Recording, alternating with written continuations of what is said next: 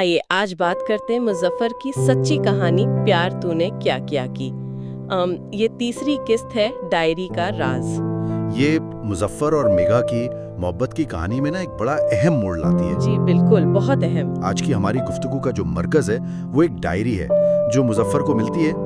और ये डायरी ये उम्मीद भी देती है और साथ ही एक गहरी मायूसी भी, खास तौर पर समाजी रुकावटों की वजह से। हाँ, मतलब मजहब का फर्क, जात पात, ये सब चीजें। बिल्कुल। और ये हिस्सा जो है ना, ये जज्बात के इसी उतार चढ़ाव को और समाजी दबाव के सामने जो जाती कशमकश होती है उसे बड़ी खूबसूरती से दिखाता है। तो होता कुछ यूं है कि मुजफ्फर को खेत में एक डायरी मिलती है जी, पढ़ी हुई। हाँ। और जब वो इसे खोलकर पढ़ता है तो मेघा के अल्फाज उसे जैसे तोड़ ही देते हैं। उसने लिखा था कि वो मुजफ्फर की इज्जत तो करती है, लेकिन उनके अलग मजहब, अलग जात, समाज उन्हें कभी एक नहीं होने देगा। और ये भी कि घर वाले, हाँ, कि उसके घर वाले तो दूसरी जात से सख्त नफरत करते हैं।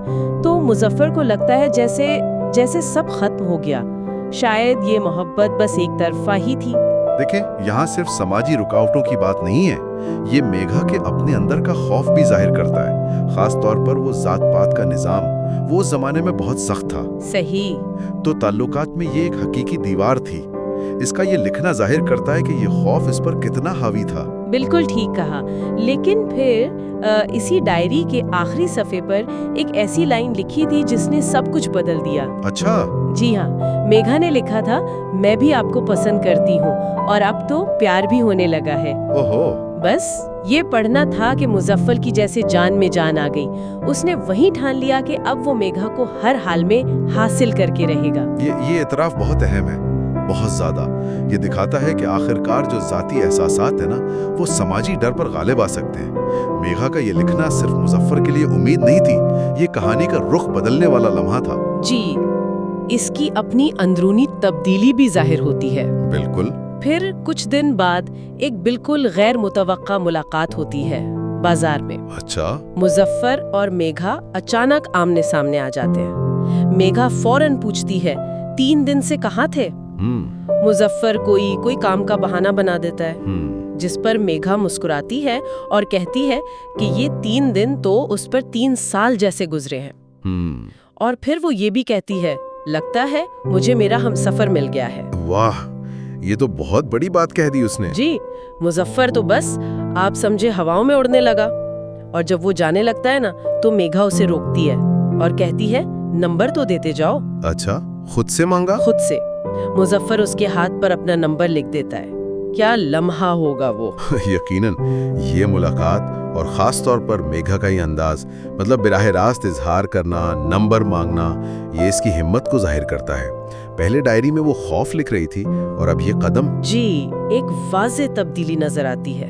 बिल्कुल, ये इसके किरदार में एक बहुत बड़ी तब्दीली है। तो अब मुजफ्फर घर पहुंचता है। दिल जोर जोर से धड़क रहा है। वो बेचैनी से फोन का इंतजार कर रहा है, मगर जहन में वही सवाल, मजहब, जात, समाज का डर, क्या ये सब मुमकिन होगा? हाँ, वो कश्मकश तो चल रही होगी। इसी कश्मकश में उसके फोन की घंटी बजती है और स्क्रीन पर एक अनजान नंबर। ओहो, और यहाँ कहानी हमें एक जबरदस्त मोड़ पर, एक सस्पेंस पर छोड़ देती है। क्या ये मेघा है या कोई और, कोई नई रुकावट? कौन जाने।